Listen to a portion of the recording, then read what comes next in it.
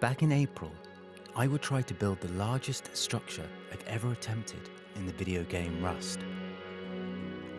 What emerged was an Eco-Brutalist Utopia, standing over 20 stories high, created using building techniques and mechanics rarely seen in Rust.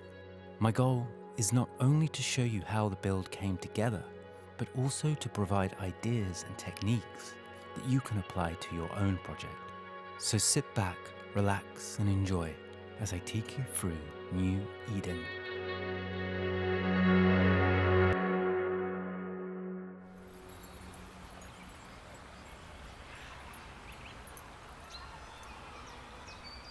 Set in 2070, New Eden is an eco-brutalist utopia where a group of villagers have reclaimed a long-abandoned industrial complex and turned it into something new.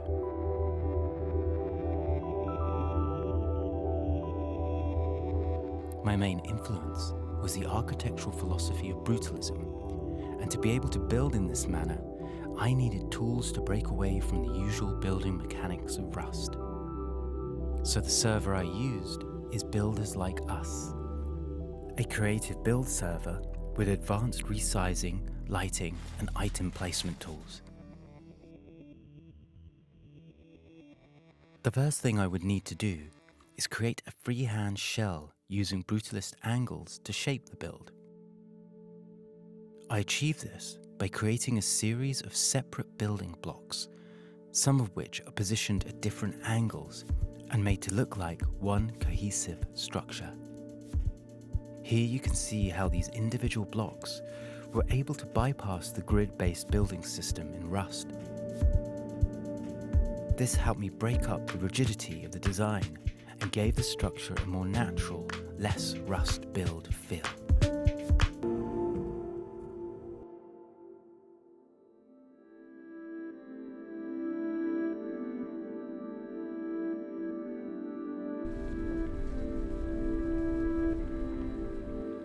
The residents here needed a sustainable source of fresh water, so I imagined they had converted this huge cooling pool into a living freshwater system. The build isn't located beside a sea, river, or lake, but something entirely different. So you're probably wondering, how did I create it?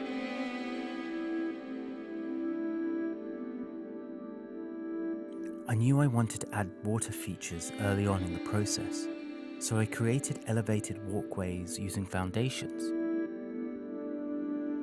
Then, to add the water, I spawned in a swimming pool and enlarged it. I found the water effect on this in-game item to be one of the most convincing available, making it perfect for creating the illusion of a large body of water. For the population here to survive, they need to recycle water and convert it into heat and oxygen. So I created this large ventilation and heating system to represent that idea, almost as if the water itself is being heated from deep within the structure. To build the main ventilation system, I first enlarged and flattened a spinning egg, then placed it inside pre-built housing made from prison cell walls embedded within the structure.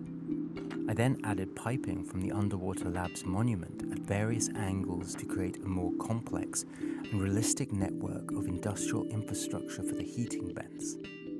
I then enlarged and thickened window frames, tilting them slightly so they protruded out from the wall. Finally, I placed enlarged heaters with boggers meshed inside them, creating the effect of oxygen and steam being pushed back out into the atmosphere.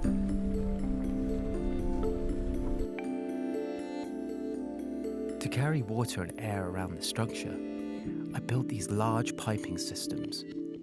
However, the pipework itself doesn't exist in the game, so to create it, I would need to improvise a solution. I used barrels resized into two different shapes and stacked them horizontally. By repeating and connecting these elements, I was able to create a pipe network that runs across the main wall.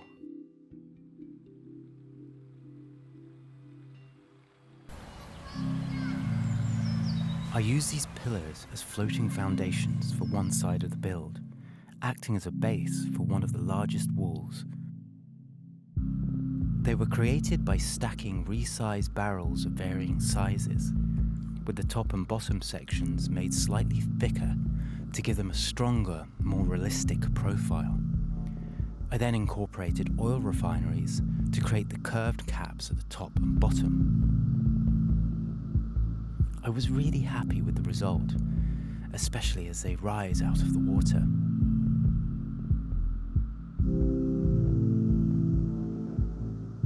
On the other side is this vast wall, which leans more towards a decorative brutalist style and acts as a counterbalance to the more functional architecture of the opposing wall. To achieve this, I started by laying a floating foundation base that was carefully aligned with the existing walls and lines of the structure below. For the centerpiece, I used free stretch doorways, making sure to create a varied level of thickness for each of them. I added the same brutalist garage door from earlier. Then I added 2 more doorways, making sure to have a varied amount of thickness to create a more realistic effect. Then I added foliage, which was growing through the cracks in the concrete, and I finished it off with structural encasing.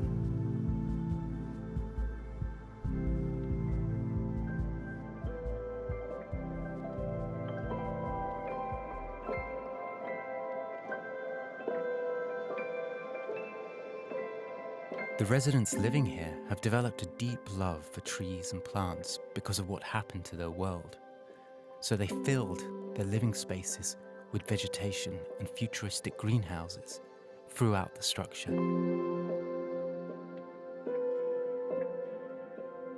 I built this particular greenhouse by first using flattened and enlarged table lamps to create a custom grow light system. I then filled the space with a variety of bushes and plants. To add contrast, I broke up the color palette with 2 fluorescent lights. Next, I enlarged a paintable window and fitted it snugly into the frame of the greenhouse.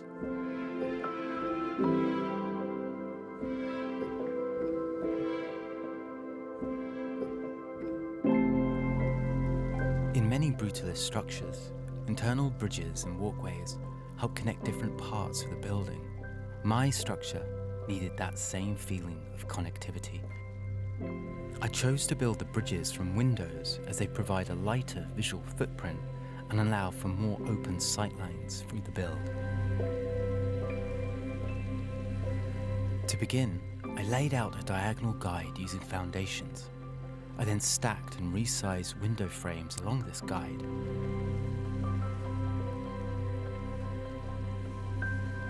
Once the main structure was in place, I created the barriers using elongated window pieces.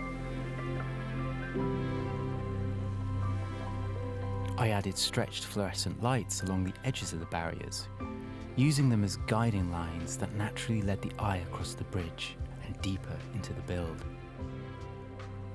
Unfortunately, I couldn't get most of the lines straight, but I thought the trade-off was worth it. As you walk into the build, your eyes are immediately drawn to this huge rear wall.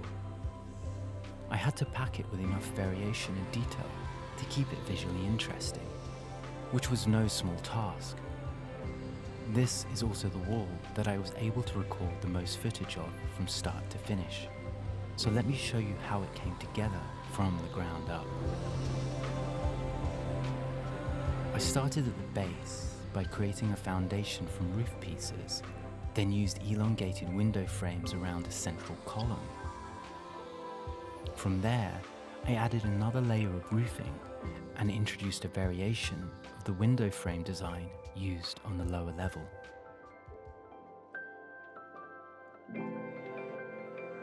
The apartments were built using enlarged window pieces, allowing me to create compact living spaces for the balcony.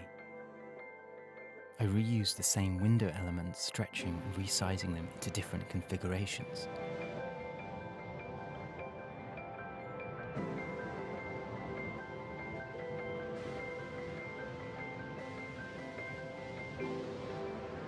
then added several more floors, introducing freehand variations in shape, lighting, and architectural details to break up the mass of the wall.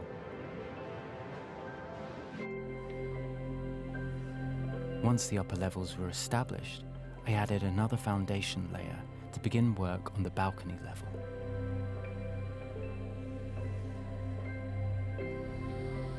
Unfortunately, I don't have footage of applying the details to the balcony, so here's the final version. To finish the upper levels, I decided to keep the details simpler and more efficient, as players wouldn't really be able to appreciate finer details from that distance. I filled out the outer sections with the shading vents I highlighted earlier. To finish the top of the wall, I layered flattened versions of the circular brutalist windows, inverted roof pieces, and the same elongated thickened window frames used on the lower floors.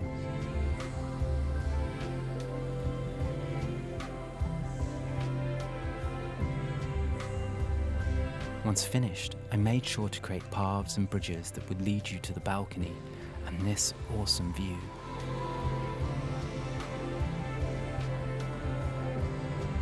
Thank you so much for watching all the way to the end.